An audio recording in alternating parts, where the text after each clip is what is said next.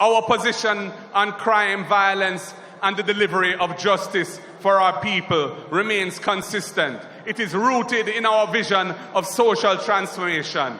We believe in a balanced approach, using both crime control as well as crime prevention measures to deal with the issue of violent crime. A balanced approach is essential to social harmony and crime reduction, and a more cohesive society is essential to reducing discontent and violence in the society.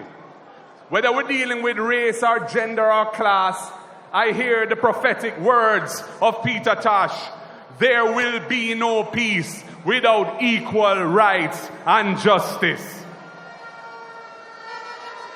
We have to focus on building peace and unity as the main approach to reducing crime and violence. It is a mindset change that will guide the next PNP government. Peace cannot be achieved in communities through oppressive laws and government badness that trample on the basic rights and freedoms of our people. Peace and unity are directly linked to equal rights and justice.